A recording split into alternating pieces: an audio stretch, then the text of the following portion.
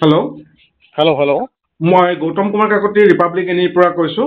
আপোনাৰ হয় হয় কলটো ৰেকৰ্ডিং কৰা হৈছে। আপুনি সোণাধৰ ৰায়, হয় হয় হয় হয় কোচ ৰাজবংশী ছাত্ৰ সন্থাৰ সাধাৰণ সম্পাদক।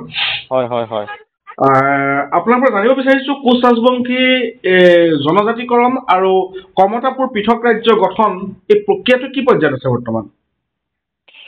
বৰ্তমান এই আমাৰ যি কোচ ৰাজবংশী জনজাতিকৰণৰ যিটো দাবী আৰু পৃথক কমতাপুৰ ৰাজ্যৰ যি দাবী, বৰ্তমান গভমেণ্টখনে যি ধৰণে বৰ্তমান মানে লুকা-ভাকু খেলি আছে, এইটো চৰম দুৰ্ভাগ্যজনক।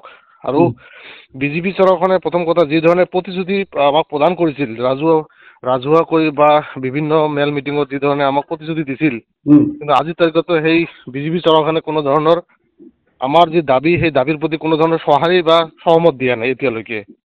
হয়। হয়। আজিৰ তাৰিখত জনজাতিকৰণ কিমান দূৰ সম্ভৱ? যদি মই আপোনাক প্ৰথমতে প্ৰশ্ন কৰোঁ, আজিৰ তাৰিখত জনজাতিকৰণ কিমান প্ৰকাৰৰ সম্ভৱ আছে? চাওক, এই বৰ্তমান এই ক্ষেত্ৰত যিহেতু কেন্দ্ৰত বিজেপি চৰকাৰ, অসমত বিজেপি চৰকাৰ যি ধৰণে চৰকাৰ চলাই আছে, অনলি সদিচ্ছাৰ অভাৱ। সদিচ্ছাৰ অভাৱ। আৰু যিহেতু আমাৰ যিহেতু নিজস্ব এটা সময়ত আমাৰ নিজৰ ৰাজ্য আছিল। আজি গোটেই ইতিহাসে গম পায় যে কোচ ৰাজবংশী জনগোষ্ঠী সুখী এখন ছেপাৰেট এখন কমতাপুৰ ৰাজ্য আছিল। এই ক্ষেত্ৰত জাষ্ট সদিচ্ছাৰ অভাৱ। সদিচ্ছাৰ কাৰণে আজিৰ তাৰিখত আমাৰ যি দাবী, পৃথক কমতাপুৰ আৰু জনজাতিকৰণৰ যি দাবী, আজিলৈকে ফুলফিল নহ'ল। সদিচ্ছা থাকিলে গোটেইখিনি সম্ভৱ। লগতে যদি আকৌ সুধো, বিজেপিয়ে যিহেতু আপোনালোকক ঠগিলে, আপোনাৰ কথাৰ পৰা ক'ব পাৰি যে বিজেপিয়ে আপোনালোকক ঠগন দিছে, গতিকে আগন্তুক যি নিৰ্বাচন হয় আছে, এই হয় নিৰ্বাচনত আক্ৰাসুৱে কি ভূমিকা পালন কৰিব? হয়, এতিয়া চাওক, আমি নিৰ্বাচনী কেন্দ্ৰিক নহয়। আমি যিহেতু এটা নিজস্ব জনগোষ্ঠীৰ কাৰণে আমি দীৰ্ঘদিনীয়া ধৰি আমি মাত মাতি আহিছোঁ। এতিয়া নিৰ্বাচন আহিব যাব, সেইটো আমাৰ মাজত কোনো ধৰণৰ কিবা নাই। কিন্তু ঘটনা হ'ল কি, বিজেপি চৰকাৰখনে যি ধৰণে কোচ ৰাজবংশী জনগোষ্ঠীক সহজ আৰু সৰলতাৰ সুযোগ লৈছে, এই ক্ষেত্ৰত ইতিমধ্যে আমাৰ যিসমূহ আমাৰ বুদ্ধিক মহল, যিসমূহ আমাৰ ইণ্টেলেকচুৱেল মানুহ আছে, ইতিমধ্যে গাঁৱে ভূঞে এটা প্ৰচাৰ এটা চলি আছে যে বিজেপি চৰকাৰখন চৰমকৈ আমাক কোচ ৰাজবংশী জনগোষ্ঠীক ঠগি আছে। আৰু নিশ্চয়কৈ যিহেতু এটা গণতান্ত্ৰিক বা এটা প্ৰথা যে ৰাজনৈতিকভাৱে যদি আমি মেচিয়ৰ্ড হ'ব নোৱাৰোঁ বা ৰাজনৈতিকভাৱে যদি আমি সচেতন হ'ব নোৱাৰোঁ, তেতিয়াহ'লে কেতিয়াও সম্ভৱ নহয়। সেইকাৰণে ৰাজনীতিৰ ক্ষেত্ৰত যিহেতু চৰকাৰখনে যিহেতু 5 বছৰ মূৰে মূৰে আমাৰ যিহেতু নিৰ্বাচন আহে, সেই নিৰ্বাচনত যদি আমি কোচ ৰাজবংশী জনগোষ্ঠীৰ সচেতনভাৱে যদি আমি নিশ্চয় চিন্তা নকৰে, তেতিয়াহ'লে কিন্তু চৰকাৰখনে বাৰম্বাৰ আমাক ঠগিব। তো এই ক্ষেত্ৰত যিহেতু বিধানসভা নিৰ্বাচন আহি আছে, বিধানসভা নিৰ্বাচনৰ আমাৰ যিহেতু লক্ষ্য নহয়, তথাপিতো আক্ৰাসী কিন্তু এইবাৰ বলিষ্ঠ ভূমিকা ল'ব। আৰু এইটো সঁচা সঁচিকৈ গ্ৰাছ লেভেলত হয়। ভূমিকা ডাঙৰীয়া, আপোনাক যদি মই আকৌ যদি সুধো, বলিষ্ঠ ভূমিকাৰ অৰ্থ আপোনালোকৰ নতুন দল খুলিব নেকি? দল এতিয়া চাওক, এতিয়া ইতিমধ্যে নেকি? হয়, ইতিমধ্যে আমাৰ বুদ্ধিক মহলে চিন্তা কৰি আছে। আৰু যিহেতু আমি সদৌ কোচ ৰাজবংশী ছাত্ৰ সন্থা বা আক্ৰাসুৱে যি ধৰণে গাঁৱে ভূঞে যি ধৰণে এটা এৱাৰনেছ বা বিভিন্ন মেল মিটিং সভা সমিতি কৰি আছে, আৰু বিভিন্ন আন্দোলনৰ কাৰ্যসূচী আমাৰ চলি আছে। আমাৰ যি লক্ষ্য যে আমাৰ কোচ ৰাজবংশী জনগোষ্ঠীক যি আমাৰ ৰাজনৈতিকভাৱে, আমাৰ পলিটিকেলিভাৱে আমাৰ যি কমতাপুৰ ৰাজ্য আমাক সমাধান লাগে, আৰু বিশেষকৈ আমাৰ পৃথক কমতাপুৰ ৰাজ্যৰ কথাখিনি পাতি কেনেকৈ সমাধান কৰিব, এই ক্ষেত্ৰত চিন্তা কৰিব লাগে। আৰু সমান্তৰালভাৱে আমাৰ যি কোচ ৰাজবংশী জনগোষ্ঠীৰ জনজাতিকৰণ, এই জনজাতিকৰণৰ ক্ষেত্ৰত আমাৰ 100% লাগিব। যেতিয়ালৈকে কোচ ৰাজবংশী জনগোষ্ঠীৰ আমাৰ দাবীসমূহ পূৰণ নহ'ব, তেতিয়ালৈকে আমাৰ যি আন্দোলন সমান্তৰালভাৱে চলি থাকিব। আৰু বিশেষকৈ নিৰ্বাচনৰ ক্ষেত্ৰত কোচ ৰাজবংশী জনগোষ্ঠীয়ে এইবাৰ কিন্তু বিজেপি হাটাও অভিযান, আৰু বিশেষকৈ আমি আক্ৰাসুৱে মুঠতে বিজেপিক বৰ্জন কৰিব আপোনালোকে নিৰ্বাচনত 100% আমি ভূমিকা ল'ম। যে আমাৰ গাঁৱে ভূঞে যে বিজেপিৰ যিসমূহ আমাৰ মেল মিটিং কৰিব, নিশ্চয় আমি তাতে আমি বাধা দিম। আৰু আমি প্ৰচাৰ চলাম যে বিজেপি কোনো পধ্যে গাঁৱে ভূঞে সোমাব দিব নালাগে, যি মিথ্যাচাৰ আশ্ৰয় গ্ৰহণ কৰি আছে। প্ৰসংগ সলাইছোঁ, আন এটা প্ৰসংগলৈ আহিছোঁ। কি পৰ্যায়ত আছে আক্ৰাসুৰ একত্ৰীকৰণ প্ৰক্ৰিয়া? চাওক, ইতিমধ্যে আক্ৰাসুৰ একত্ৰীকৰণৰ প্ৰক্ৰিয়া বা যি আমাৰ কমিটি, আহ্বায়ক কমিটি বা ইউনিফিকেশ্যন কমিটিয়ে যি ধৰণে প্ৰচেষ্টা চলাই আছে, এই ক্ষেত্ৰত আমি প্ৰথমতে আমি ধন্যবাদ দিবই লাগিব। কাৰণ দিনে ৰাতিয়ে আমাৰ জ্যেষ্ঠসকল বা আমাৰ বুদ্ধিক মহলসকলে বা চিনিয়ৰ যিসমূহ আক্ৰাসুৰ নেতৃবৃন্দ আছিলে, তেওঁলোকে যি ধৰণে প্ৰচেষ্টা আগবঢ়াইছে, এই ক্ষেত্ৰত আমি ধন্যবাদ দিছোঁ। আৰু বিশেষকৈ ইতিমধ্যে আপুনি ধন্যবাদ দিছে, কিন্তু আপোনাৰ ধন্যবাদৰ ক্ষেত্ৰত মই আন এটা কথা উল্লেখ কৰিব লাগিব। আপোনালোক বিভক্ত হৈ আছে। বিভক্ত হৈ থকা সংগঠনটোৱে ধন্যবাদ কেনেকৈ দিব? চাওক, এতিয়া বিভক্ত হৈ আছে, এই ক্ষেত্ৰত আমি সঁচা সঁচিকৈ দুখিত।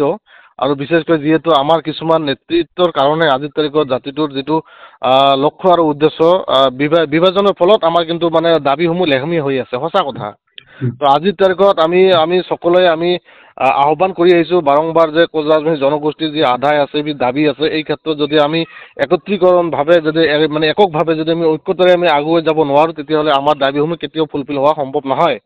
তো ইয়াৰ প্ৰতি লক্ষ্য ৰাখি আমাৰ বুদ্ধিক মহল বা আমাৰ ইতিমধ্যে যিসমূহ ছিনিয়ৰ ব্যক্তিসকলে জ্যেষ্ঠসকলে ইতিমধ্যে যি আগভাগ লৈছে, প্ৰচেষ্টা লৈছে, এই ক্ষেত্ৰত আমি ধন্যবাদ দিছোঁ। কিন্তু আমি এটা বস্তুৱে আহ্বান কৰিছোঁ, সকলোৱে আহক নিজস্ব ছেক্ৰিফাইচ কৰি নিজৰ স্বাৰ্থ ত্যাগ কৰি জাতিৰ কাৰণে আগবাঢ়ি আহক আৰু জাতিটোৰ মংগলৰ কাৰণে আপোনালোকে ঐক্যতাৰে আপোনালোকে সংগ্ৰামখন আগুৱাই ল'ব লাগে, যেতিয়ালৈকে আমাৰ দাবীসমূহ ফুলফিল নহয়।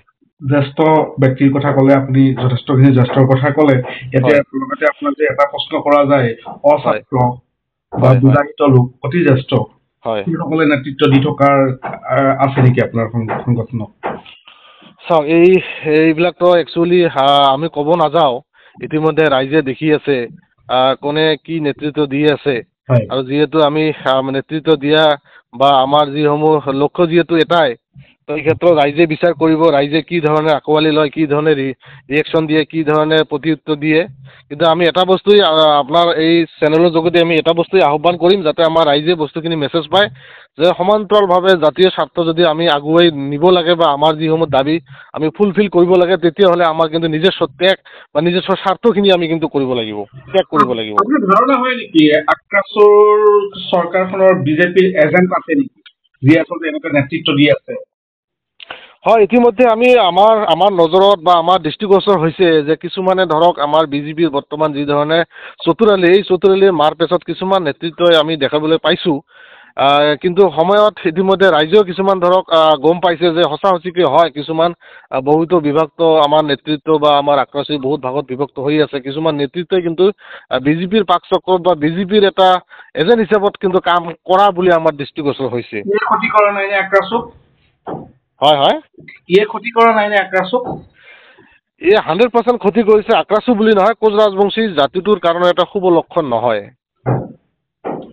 ধন্যবাদ ডাঙৰীয়া, আপুনি আমাক ৰিপাব্লিক এনিক এইখিনি সময় দিয়াৰ বাবে, আপোনাৰ বহুমূলীয়া সময়ৰ বাবে। আৰু বিশেষকৈ দাদা, আপোনাক মই এটা বস্তু ক'ব বিচাৰিছোঁ, যিহেতু যোৱা আমাৰ 19 তাৰিখে, যোৱা 19 ডিচেম্বৰে আমাৰ বঙাইগাঁও আমাৰ এটা হোটেলত আমাৰ বৈঠক হৈছিল, যোৱা একত্ৰীকৰণ মিটিঙৰ যিটো মানে লক্ষ্য আছিল, সেই হিচাপত তাতে আমি এটা প্ৰস্তাৱ গৃহীত কৰিছিলোঁ যে যিহেতু আমাৰ বহুতো ভাৱত বিভক্ত আক্ৰাসুই, তো সঁচাসঁচিকৈ যদি আপোনালোকে একত্ৰীকৰণ হ'ব বিচাৰিছে, উইলিংলি আপোনালোকে সকলোৱে ওলাই আহিব লাগে। আৰু বস্তুখিনি কি হৈছে যে পুৰণা নেতৃত্বখিনি যিখিনি আছে, সম্পাদক বা প্ৰেচিডেণ্ট, সেইসকল ব্যক্তিয়ে যাতে কেতিয়াও নতুন যিখন কমিটি হ'ব তাত যাতে কেতিয়াও যাতে পদবী লাভ কৰিব নোৱাৰে, এইটো কিন্তু ইতিমধ্যে প্ৰস্তাৱ গৃহীত হৈছে। আৰু ইতিমধ্যে আমি উইলিংলি আমি কিন্তু চহী কৰিছোঁ যে আমি কেতিয়াও নতুন কমিটিখনত আমি কিন্তু মানে পদবীধাৰী হ'ব নোৱাৰিম। কিন্তু আমি দেখাবলৈ পাইছোঁ যে সঁচাসঁচিকৈ কিছুমানে চহী কৰা নাই। তো এই ক্ষেত্ৰত আমি নিশ্চয় পৰৱৰ্তী সময়ত আমি নিশ্চয় ৰাজহুৱা কৰিম।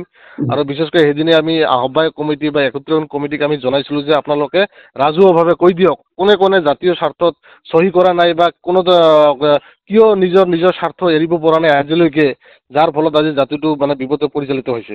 একে আশাতে মন্তব্য কৰিব নেকি, যিজনে চহী নকৰে আচলতে তেওঁলোকে জাতিটোৰ বাবে কি?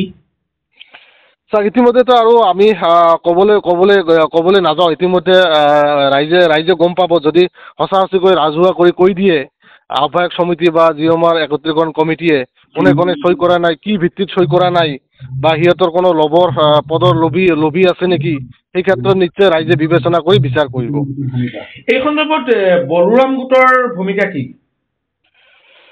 চাওক, মই কোনো এটা গোটৰ মই সমালোচনা কৰিব বিচৰা নাই, আৰু সিহঁতে কি সিদ্ধান্ত লৈছে সেইটো সিহঁতৰ সংগঠনৰ কথা। কিন্তু মই দেখিবলৈ সেইদিনা পাইছিলোঁ যে সিহঁতে 2টা না 3টা গোটে ছিগনেচাৰ কৰা নাই। যিটো আমাৰ প্ৰস্তাৱ আছিল, যি একত্ৰীকৰণ কমিটিৰ যি প্ৰস্তাৱ আছিল, যে যিখন আমাৰ নতুন কমিটি গঠন হ'ব বা একত্ৰীকৰণ কমিটি যিখন হ'ব, সেইখনত যাতে পুৰণা যিসমূহ সভাপতি সম্পাদক আছে তেওঁলোকে কেতিয়াও পদবী লাভ কৰিব নোৱাৰিব, তাতে এটা প্ৰস্তাৱ গৃহীত কৰি তাতে ছিগনেচাৰ কৰা হৈছিল। কিন্তু তাতে আমি দেখিবলৈ পাইছোঁ 2-এটা গোটে ছিগনেচাৰ কৰা নাই, স্পেচিয়েলি আমাৰ বলোৰাম গোট আৰু দীপেন গোটে।